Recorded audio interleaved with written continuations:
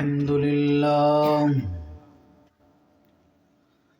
الحمد لله وحده والصلاة والسلام على من لا نبي بعده وعلى آله وأصحابه الذين أوفوا وعاهدوا الذين هم خلاصة العرب العرباء وخير الخلائق بعد الأنبياء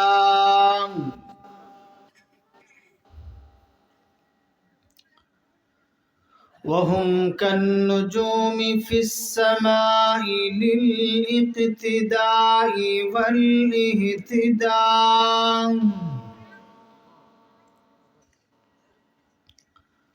وهم مفاتيح الرحمة ومصابيح الغرر صلى الله تعالى عليه وعلى آله وأصحابه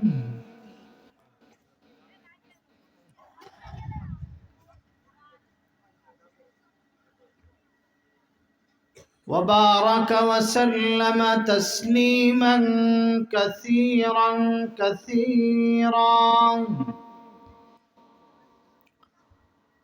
أما بعد فأعوذ بالله من الشيطان الرجيم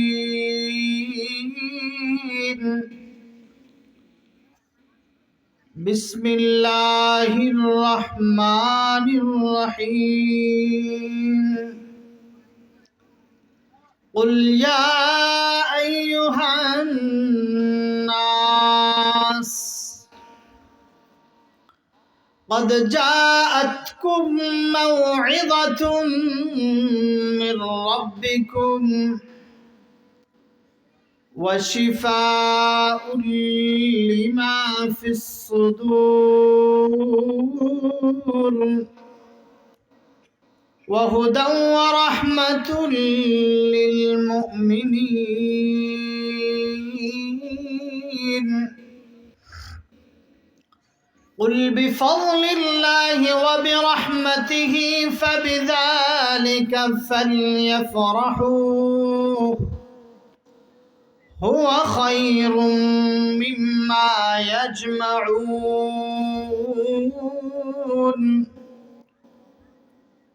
وقال الله سبحانه وتعالى لو أنزلنا هذا القرآن على جبل لرأيته خاشعا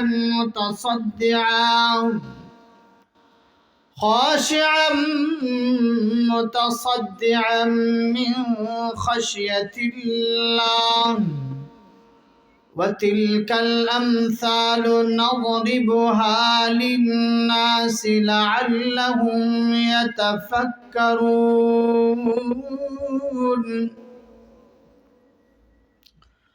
قال سيدنا رسول الله صلى الله عليه وسلم إن الله يرفع بهذا الكتاب أقواما ويضع به آخرين وقال سيدنا رسول الله صلى الله عليه وسلم خيركم من تعلم القرآن وعلمه وقال سيدنا رسول الله صلى الله عليه وسلم إنما بعثت معلما لأتمم مكارم الأخلاق صدقت يا ربي وصدق رسوله النبي الأمي الكريم ونحن على ذلك لمن الشاهدين والشاكرين والذاكرين والحمد لله رب العالمين. محبت اور شفقت سے درود ابراہیم پڑھو. اللہم صلی علی محمد وعلی آل محمد. آواز اچھا کرو, جورے پڑھو. کما صلیت علی ابراہیم وعلی آل ابراہیم انک حمید مجید. اللہم بارک علی وعلى آل محمد كما باركت على إبراهيم وعلى آل إبراهيم إنك حميد مجيد.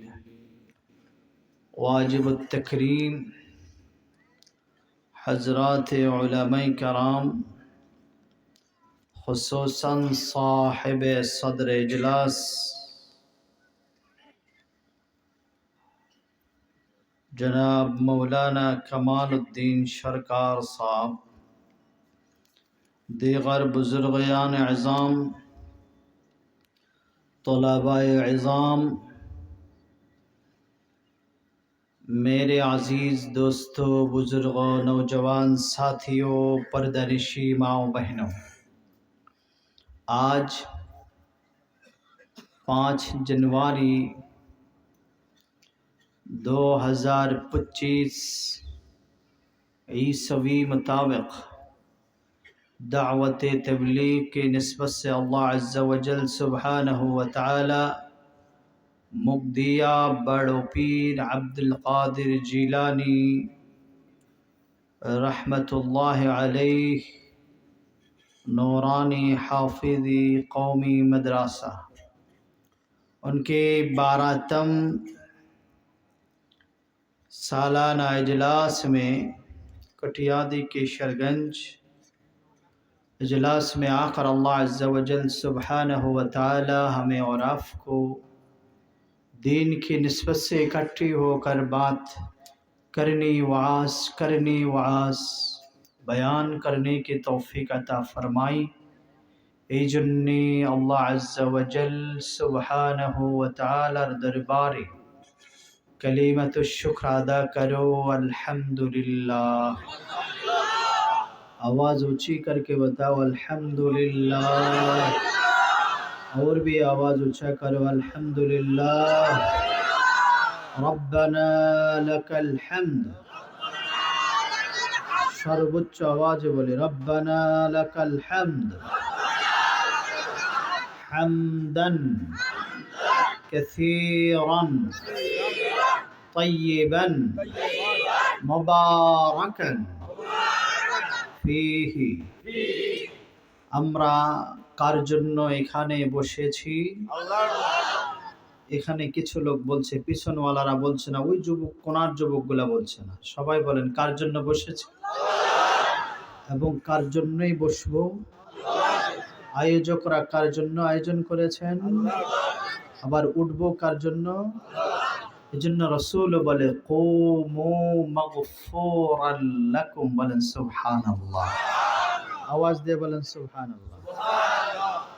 উঠে যাও যে আল্লাহ তোমাদের মাফ করে দিয়েছেন. সুবহানাল্লাহ বলেন. قد بدلت سيئاتكم حسنات, তোমাদের পাপগুলিকে নেকি দ্বারা পরিবর্তন করে দিয়েছেন. আরো জোরে বলে সুবহানাল্লাহ. এখানে জওয়ানের সংখ্যা অনেক বেশি বুড়ার তুলনায়, এজন্য আপনাদের ভিতরে একটু আদব শূন্যতা যথেষ্ট কাজ করে. এটা 50 বছর আগের যুবক না, এই যে এখন যারা আছে এরা 50 বছর আগের যুবক অথবা কৈশোর ছিল. ওই 50 বছরের আগের যুবকের ভিতরে আদব ছিল, ভদ্রতা ছিল, সভ্যতা ছিল, যদিও বা পার্থিব জীবনের সম্পদ ছিল না, কিন্তু তাদের ভিতরে ভদ্রতা আদব পরিপূর্ণ ছিল.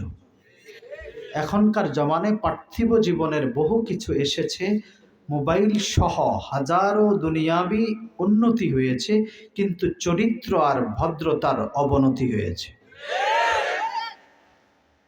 যদি ভুল বলে থাকি মুরব্বীরা আমাকে অ্যালার্ট করবে.